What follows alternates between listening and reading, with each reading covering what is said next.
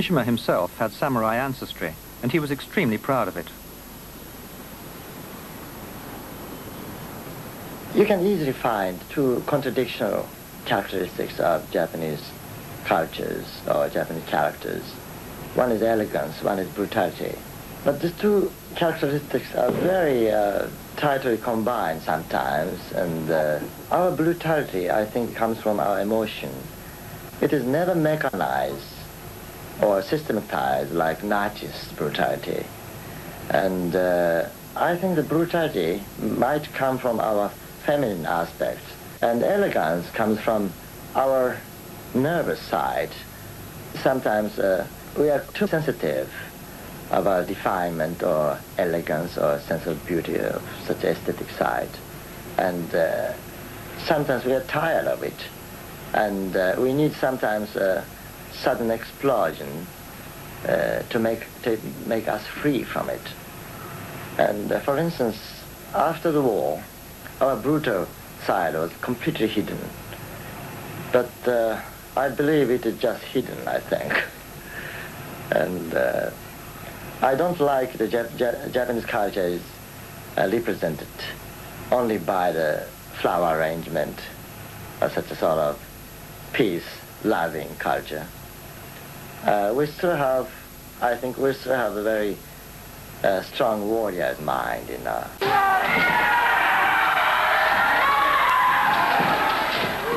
I particularly liked kendo from the sense of beauty, but gradually I found out the traditional value of the kendo, and it used to be close to the duel, death fighting, and all the kendo player wanted to get real experience of the border of death and life, you know.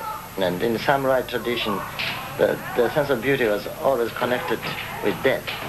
And for instance, if you commit harakiri, the samurai was requested to make up his face by powder or lipsticks in order to keep his face beautiful after his such a suffering death.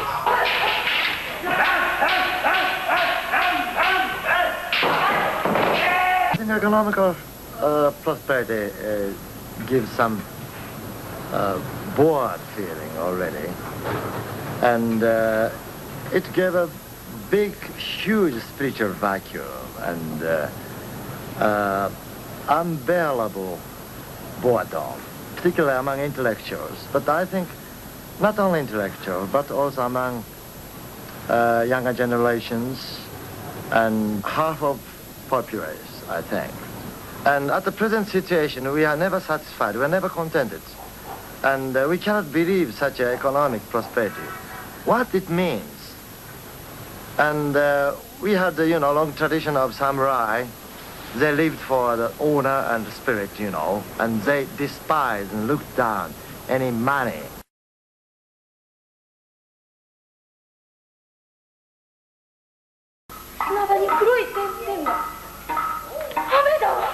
Inspired by the No theatre, Mishima wrote his own No plays.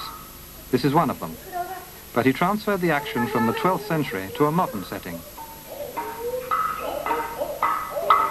I found out it is quite impossible to transfer the old stylized beauty of the No play, and I cut it off. I just picked up only the theme. For instance, in My Lady Aoi, the original No play takes place in some court life in the 12th century, and I moved it into the modern hospital in the 20th century. Mishima's interest in the theatre began with the popular form, kabuki. As a child, he'd often been taken to kabuki by his grandmother. Now he began to work with kabuki actors, writing his own adaptations for their theatre. Kabuki was developed among populace, and it was considered quite a baroque, quite a bizarre place.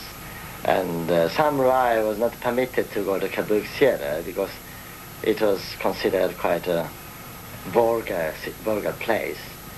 But in such a way, Kabuki developed itself in remarkable way. It has a lot of baroque characteristics, mixing up of tragic side and the humorous side.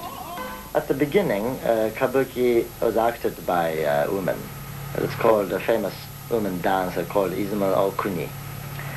But the Tokugawa government was very Confucianistic, you know, and they prohibited the women on the theater because the actress was suspected as a sort of prostitute. And then Kabuki used the boys as a woman's part.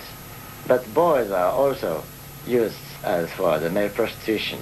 And the Tokugawa government prohibited it again. And then the Kabuki actors had to find their own way to act a female part, even by adult actors, which made a improvement in the technical acting of a female role. And it started around the 18th century, and through the 200 years, they developed a marvelous technique to express female parts by man actors.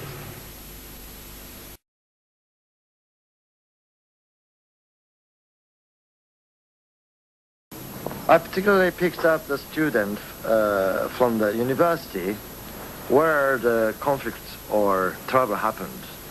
And such a minority of students who cannot be involved into the leftist movement felt very isolated and very separated. And so they believed in some sense, they believed their own Japan and Japanese spirit, but, you know, it was completely denied by the leftist student movement.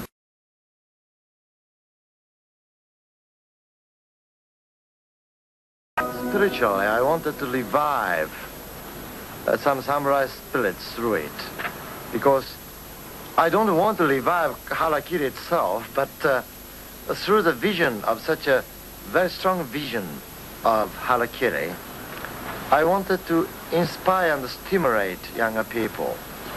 And through such a stimulation, I wanted to revive some old traditional sense of honor or sense of very strong responsibility and such a sense of death in honor. That's my purpose. Such a way of very extreme eroticism and such a bloody eroticism is, maybe it was born in my mind from my birth. On the other hand, I don't want to show it as a private confession or something like that. I want to combine it with the most public situation. The harakiri is a very positive, very proud way of death. I think it is very different from the Western concept of suicide. Western concept of suicide is always defeat itself, mostly. But harakiri sometimes makes you win.